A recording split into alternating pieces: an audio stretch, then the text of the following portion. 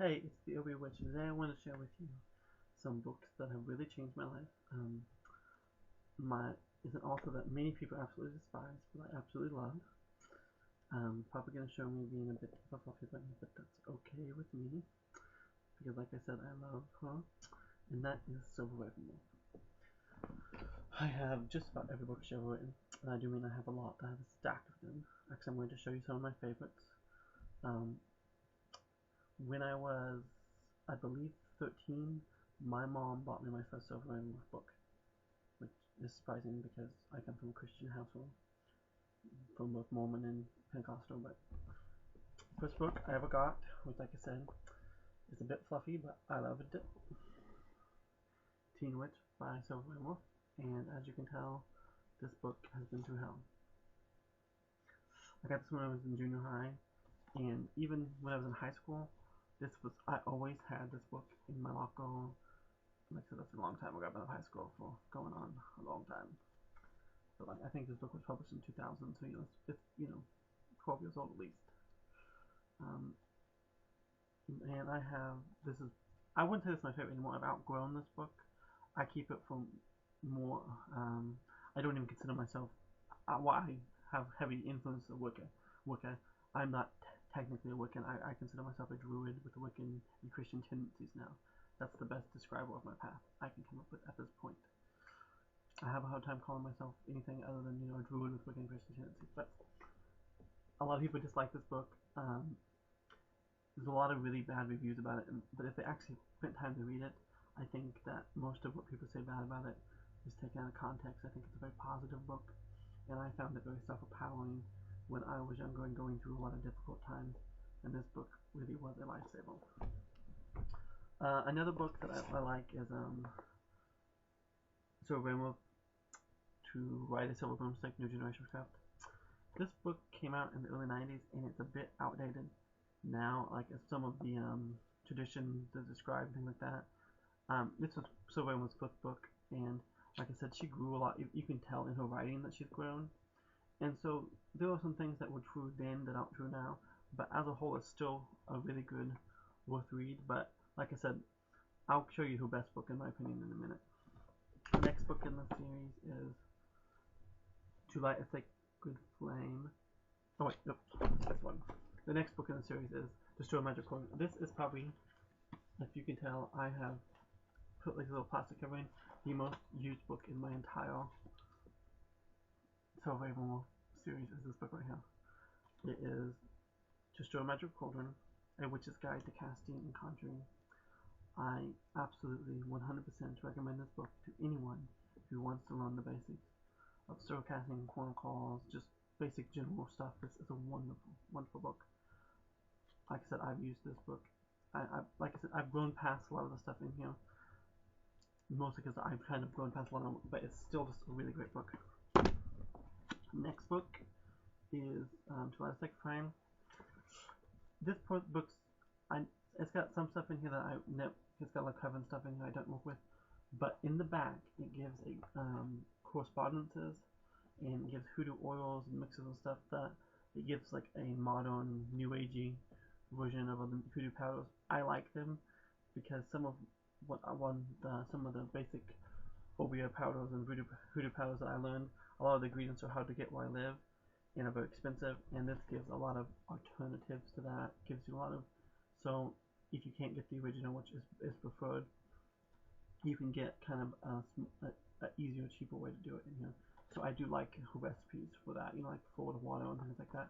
Things that are kind of are harder to find. She gives you cheap ways to make that in the book. So, like I said, I highly recommend it just for the back, just for the correspondences for the Book of Shadows on the back of it. I think anyone would like it.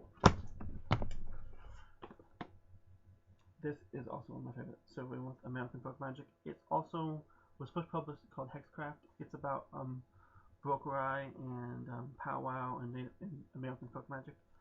I really like this because it gives Christian and pagan versions of this.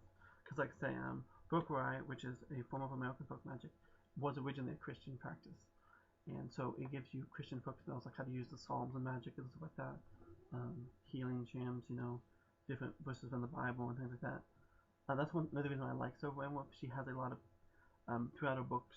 She does give Christian versions. I mean, I've heard people take her out of context and saying that she's anti-Christian, but actually I find that she actually uses a lot of Christian, gives Christian alternatives.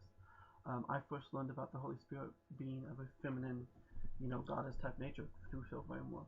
Like I said, I first learned to use Psalms magic um, in a Wiccan context. I'd used Psalm magic before I had become Wiccan, and when I got into Obia and stuff, but this stuff is I think is one. I think if you can read any book, if you're a Christian pagan practitioner, this is the Silver RavenWolf book to get.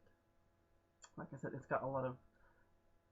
I do believe she's supposed to be making an updated version of Rokui book. This one's a bit old, and some of the stuff in here is a bit basic for me at least. But if you're just starting out in basic book magic, this is really great start. Another one of her books I like is the Silver RavenWolf, the Witch's Notebook. It's got a lot of herb information, the herbs that you can use and stuff. I think that's pretty much the only reason I like this book. The first part, I don't really use any exercise, just the herb section. And she gives detailed and personal experiences, which I like and enjoy.